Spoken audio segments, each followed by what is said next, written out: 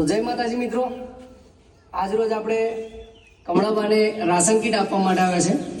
જે આપણે ફેસબુક થકી જે કંઈ આપણને યોગદાન મળે છે તેની અંદર આ જે કંઈ રાશન કીટ મળે છે એ રાશન કીટના દાતા છે આપણા ડી.વિજયસિંહ ચૌહાણ બાપુ, જેઓ પોતે અમિયાદના છે અને કમળાબાને એમણે પોતે આખી રાશન કીટ આપી છે. તો બોલો બાપુ, શું કહેવા માંગો? જય માતાજી મિત્રો, મારું નામ દિગ્વિજયસિંહ ચૌહાણ. 2 દિવસ પહેલાં પિનાકીન મહિની મેં પોસ્ટ જોઈ હતી કે ભાઈ નિરાધાર વૃદ્ધોને આપણે નાની મોટી સહાય કરીએ. તો મને ભાઈ એમનો વિચાર ગમ્યો અને મેં મારાથી ચપટી મોટી જે પણ લાગ્યું એ મેં આપ્યું છે. આમ જુઓ તો કંઈ મોટું વસ્તુ નથી આપ્યું, પણ દાન આપનારના હાથમાં શું છે ને એના દિલમાં શું છે એ અગત્યનું છે.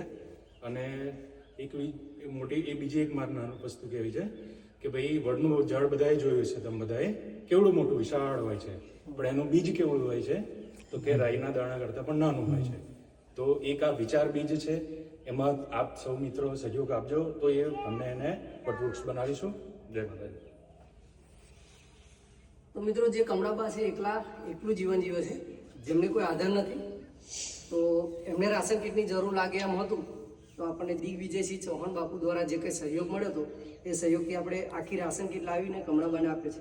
તો કમળાબા, તમે શું કહેવા માગશો? તમને રાશન કીટની આ જે કંઈ મળી છે રાશન કીટ, એનાથી તમારે એકાદ મહિના જેવું તો ચાલી જશે ને? અને ફરીથી જરૂર પડે તો અમને કોઈ કહેવડાવજો, જેથી કરીને ફરીથી પણ અમે કીટ આપીશું. તો મિત્રો, આ વિડીયો તમે જોઈ શકો છો અને વિડીયોને લાઈક કરો, શેર કરો અને કોમેન્ટ કરો. જેથી લાઈક કરવાથી પણ એક દાન જ છે, કોમેન્ટ કરવાથી પણ એક દાન છે. તો લાઈક ને કોમેન્ટ ને વિડીયોને શેર કરજો. તો તમામ મિત્રોને જય માતાજી. જે કંઈ મળે છે એ તમામ મિત્રો થકી મળે છે. તમારા થકી જે કંઈ યોગદાન મળે છે એ યોગદાન થકી જ આપણે આ કંઈ પહોંચાડીએ છીએ. તો ચાલો મિત્રો, હજી પણ બીજા સહયોગની જરૂર છે અને 1 તારીખે આથી વધારે આપણે કીટ આપવાની છે. તો અચૂકથી યોગદાન આપજો. જય માતાજી.